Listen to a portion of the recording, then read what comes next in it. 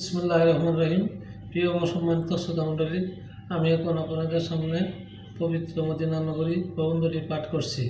পবিত্র মদিনা নগরী আল মদিনা আল মনোয়ারা হইল পশ্চিম সৌদি আরবের হেজাজ অঞ্চলের একটি খ্যাতনামা শহর এবং আল মদিনা প্রদেশের রাজধানী।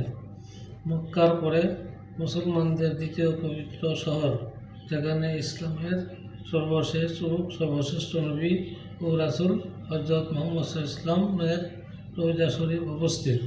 ইহা ঐতিহাসিকভাবে গুরুত্বপূর্ণ কারণ মুহাম্মদ সাল্লাল্লাহু আলাইহি ওয়াসাল্লাম হিজরতের পরে ইহাতে বসবাস করিয়াছিলেন।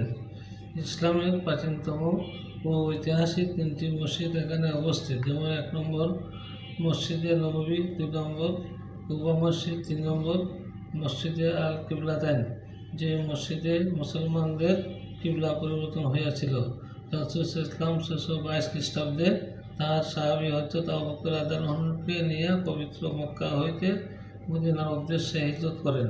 হযরত উমর রাদিয়াল্লাহু আনহুর খেলাফতকালে সে স্মৃতির উপর ভিত্তি করিয়া ইসলামী বর্ষপঞ্জি প্রতিষ্ঠিত হয়, যাহা হিজরি সন নামে পরিচিতি লাভ করে। মুহাম্মদ সাল্লাল্লাহু আলাইহি ওয়াসাল্লামের মদিনায় হিজরতের পরে যে কোরআনের বাণী নাজিল হইয়াছিল তাহাকে মাদানী সূরা বলা হয়। জিয়ারতের জন্য মদিনা পরিদর্শন করার পাশাপাশি পর্যটকরা শহরের অন্যান্য বিশিষ্ট মসজিদ এবং ঐতিহাসিক নিদর্শন পরিদর্শন করিতে আসেন, যেগুলি ধর্মীয় গুরুত্ব বহন করে, যেমন উহুদ পর্বত, জান্নাতুল বাকি কবরস্থান এবং অন্যান্যদের মধ্যে 7 মসজিদ অন্যতম। রাসূল সাল্লাল্লাহু আলাইহি ওয়াসাল্লামের সব কার্যক্রমের কেন্দ্রবিন্দু ছিল মসজিদে নববী এবং মসজিদের আঙ্গিনায় তিনি ঘুমাইয়া আছেন। রাসূল সাল্লাল্লাহু আলাইহি ওয়াসাল্লাম বলেন, আমার এই মসজিদে নামাজ আদায় মক্কার মসজিদুল হারাম ছাড়া অন্য যে কোনো মসজিদে নামাজ আদায় অপেক্ষা 1000 গুণ উত্তম। সহিহ বুখারী হাদিস 1190।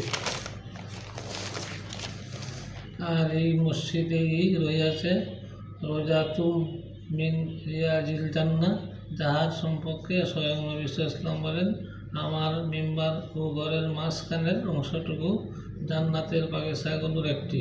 সহিহ বুখারী হাদিস 1195। প্রিয় এবং সম্মানিত শ্রোতা মণ্ডলী, পরিশেষে আমি আপনাদেরকে আবারও সালাম জানিয়ে আমি আমার প্রবন্ধ পাঠ এখানে শেষ করছি। আসসালামু আলাইকুম ওয়া রাহমাতুল্লাহি ওয়া বারাকাতুহু।